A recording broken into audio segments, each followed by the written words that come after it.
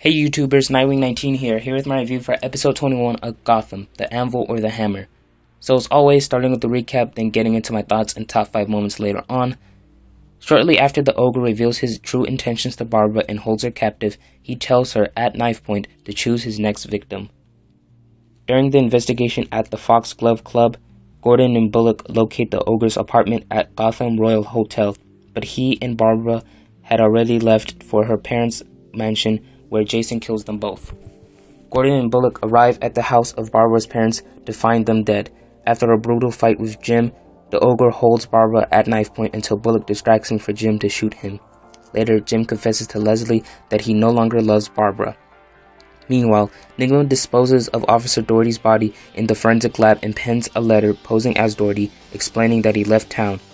Bruce sneaks into Bunderslaw's office at Wayne Enterprises and opens his safe, which is empty.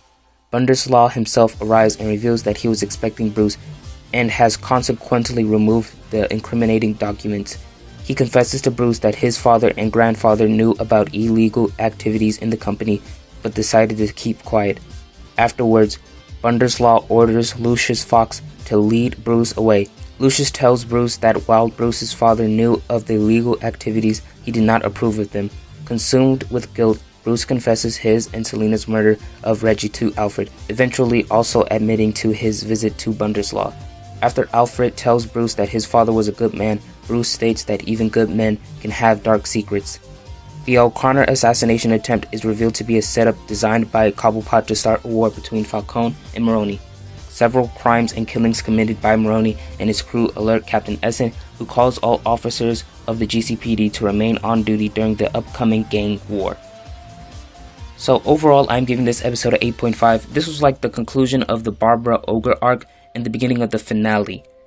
I'm actually glad that we're not going to close the season with this arc. It just seemed outrageous for the season to close like this without tying up the big arcs of the season. Think of this entire arc as a way for us to get to the finale. We have everything on the sideline leading up to the finale, but the main story explores a different arc that ignores what everyone else is doing. So the Ogre dies and Barbara pretty much just had her parents killed. You could say that she's lost her mind because the Ogre pretty much messed her up big time. Even though I dislike Barbara, the aftermath of Barbara looks very interesting. By the next season, she'll have a more interesting arc dealing with the whole experience of the Ogre and having her parents killed. I don't know how she's going to interact. It's going to be really odd because Gordon is with Leslie and that's pretty much the only person that she can really talk to. Maybe she'll get to talk to someone in the second season, like maybe they'll introduce someone new for Barbara to interact with. She has Montoya, but we haven't seen her since the first half of the season, so maybe she'll come back to play then.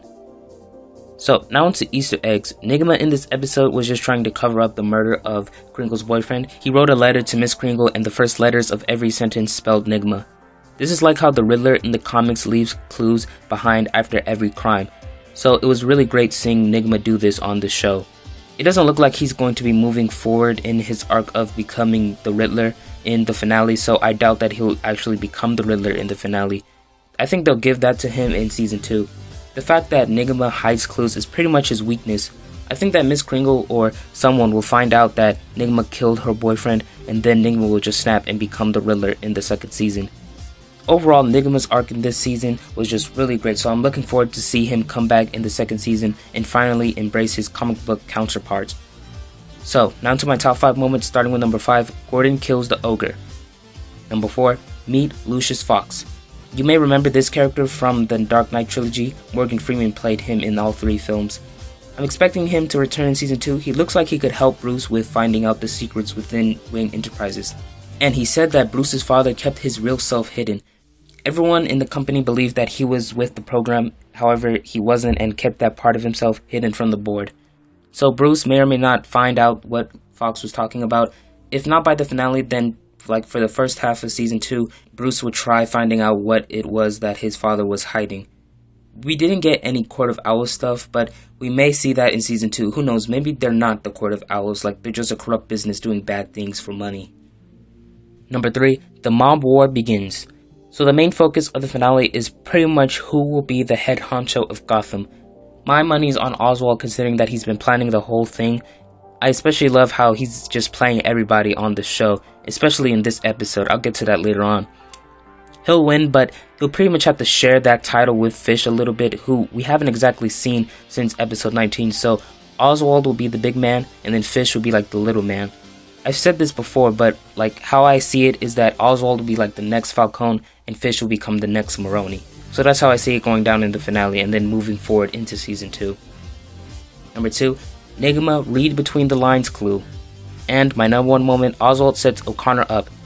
This just goes back to what I was talking about, how Oswald plays everyone. I personally would not want to be in this type of business. Like, if I had nowhere else to go and had to become a crime boss, I would prefer to be broke. Like, this series pretty much opened my eyes to the fact that no one is safe in this line of work. So, that's it for this video. Leave your thoughts down in the comments below and subscribe for my review for the finale. Subscribe to my other channel, Jedi Knight 450, and follow me on my social platforms to stay updated with Gotham, Arrow, The Flash, and more. Thanks for watching. Bye.